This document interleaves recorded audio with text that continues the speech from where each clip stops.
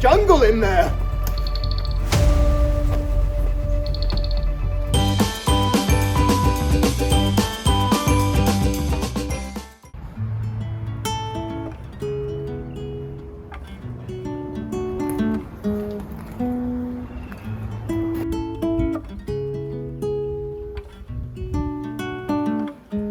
I think it's time to harvest this beast of a cauliflower.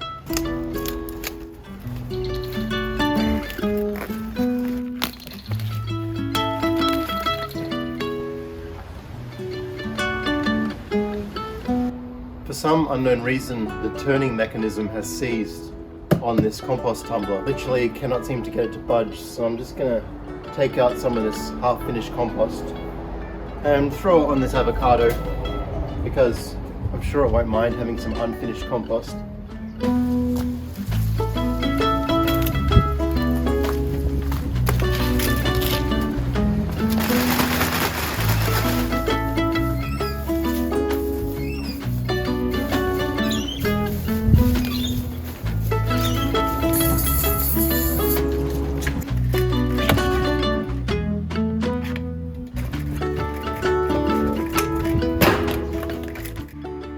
Nothing like some fresh coriander for a chili con carne. It is absolutely gorgeous. I've got a nice big supply here out the front, which I haven't really used yet, to be honest.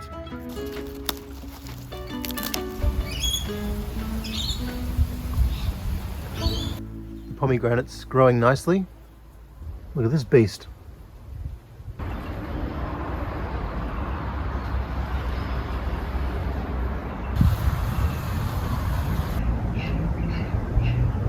Got two varieties of parsley here. Got the curly parsley and the flat leaf parsley.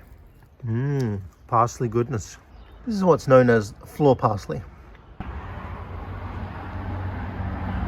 Looks like we've got a purple psychedelic broccoli of some kind.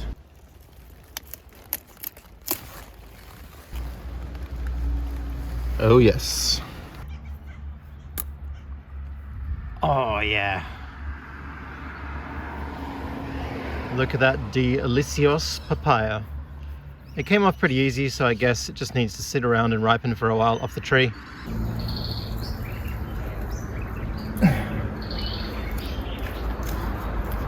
What we've got here is moringa, also known as the miracle tree, and some people call it the drumstick tree. These are cuttings that I've taken from a rather large tree, and I've got them, most of them are about 1 inch thick, which is what you want so they don't dry out too much. I haven't done too much preparation. I've literally just cut them off. They've been left for a few days and put them in a pot.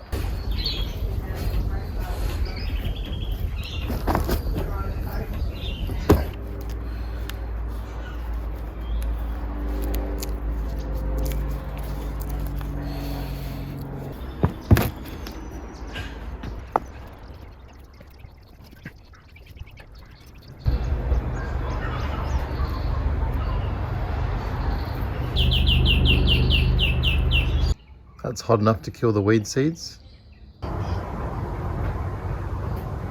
Ooh, psychedelic broccoli.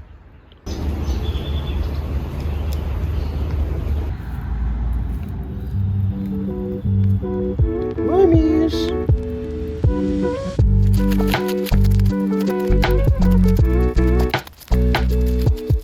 Definitely got some baby worms in here. Dill has grown really awesome this winter. You can see I've got a nice bed of it here. I personally use my dill for preserving my sauerkrauts. I love putting it in my turmeric, dill seed and dill sauerkrauts.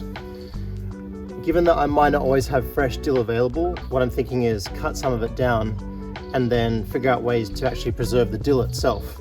So I might dry some out, I might powder it, chop it up a bit when it's dehydrated to make a mixed herb. And I've also heard you can do a salted preserved dill as well. I can see that I'll get a couple of harvests out of this because I'm able to take off the top leaves and there's still a good bit of bushy new growth at the bottom. So we'll have dill for days. Hey boo boo, got a bit of dill in the picnic basket?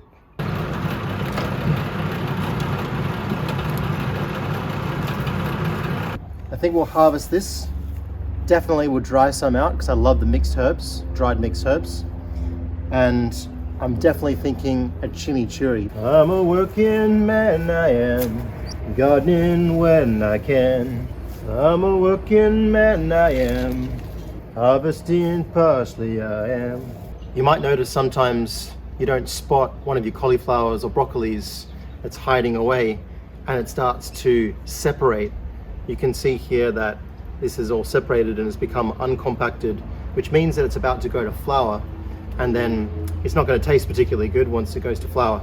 So even if you don't catch it completely nice and condensed, which is ideal, that'll still taste quite good.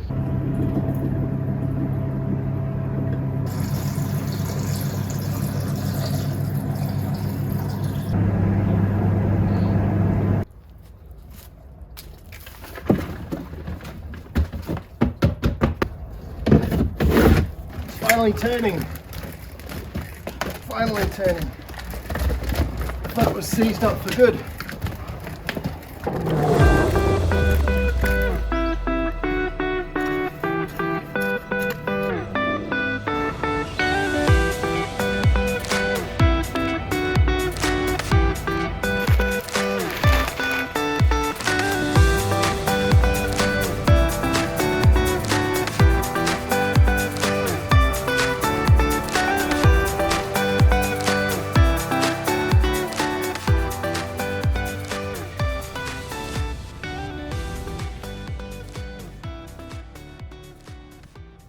Oh yes, we've just received some Hugh Richards trays.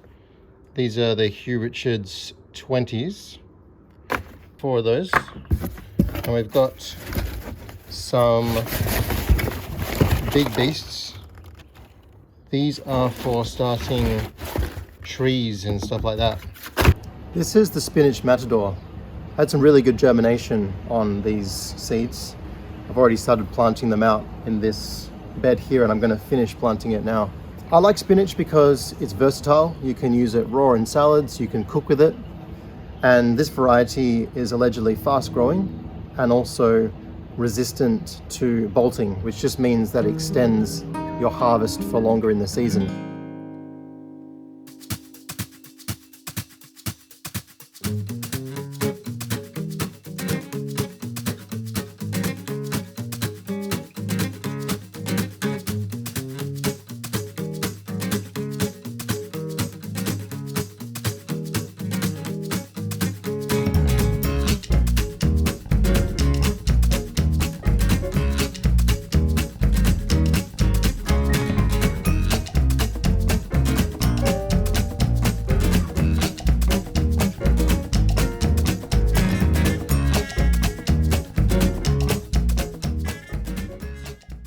When it comes to potting mix, I've got no particular allegiance.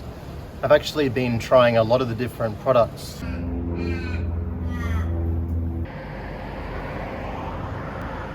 Well, it's the 12th of September and we have our first Flanders field poppy.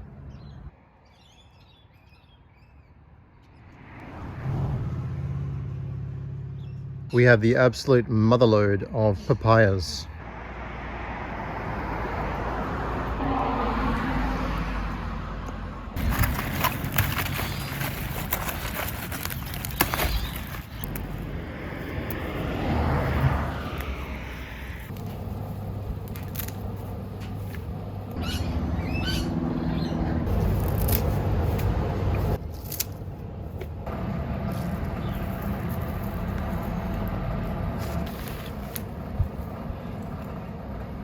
One oregano box of light and easy just doesn't seem to be enough. So we're going to plant out one more box full of the oregano. Mr. Fothergill's aromatic with a strong flavor. I particularly love oregano on my mushrooms in the morning. I think it's got some sort of real powerful taste and also hopefully some powerful health benefits. I'd like to dry more of it, and when you dry it, you really want a big lot of it.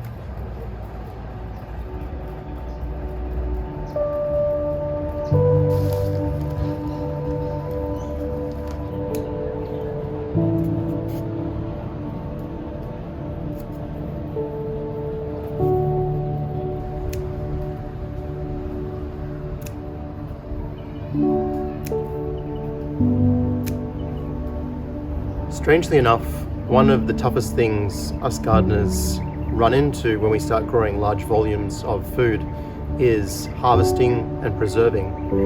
I've quite often left things just to grow out of control, and I've been so busy planting up new things and thinking ahead of the future that I forget about actually harvesting and preserving, and I end up losing a lot of the food. So it's always a good thing to remember to come back and chill out, relax, do some harvesting. It's a nice meditation, just being with the produce that you've grown and celebrating the fact that you've gone through all that work. You don't want to forget about that and just bypass it. We'll take this parsley inside. We've got a lot dehydrating at the moment, so we're going to get some fresh stuff and turn it into some chimichurri. When we two were in love. One chimichurri.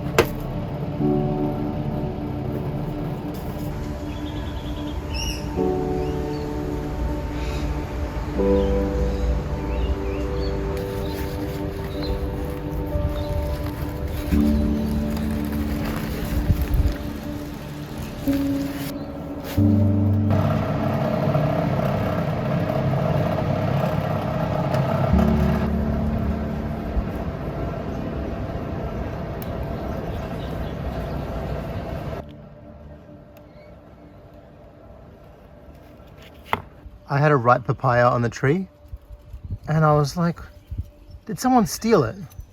And then I looked down. It was on the ground.